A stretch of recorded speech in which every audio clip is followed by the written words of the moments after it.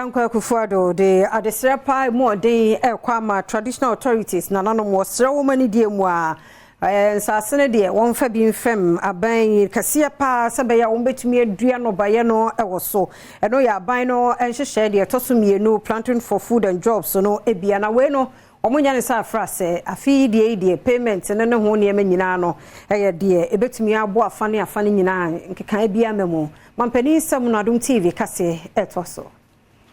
Omanpanyi Akuffo-Addo ede adesrede ato nananom ahemfo animu se omomodin asensase a watu asi honom se obeyekua ewoso no one farmer real estate developers ema wonsidan ewoso abra omanpanyi Akuffo-Addo ekohia nananom ahemfo a wonum ewu kumase ena wodi nkyeremu ene wodi tudwa se asase eka opepedunum ene ekyire ponson emu dodo a asase hectare bese Ohamiensa ya ewo agricultural zones ahodo no ene wo hwe animu kwan se aban ene ankorankora beka wo ho abomu na wayekua ewo so senti ena omanpanyi ede ato nananom ahemfo a sansasi wonum dia animu se womma aban akwanya se de beya obetumi ayekua yi ewo so. Unlike in the past,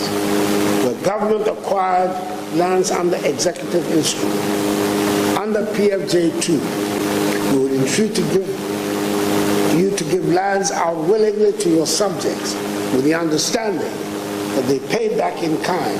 and over time. The huge cost of paying for land up front discourages agricultural and manage the temptation of converting lands for non-agricultural purposes.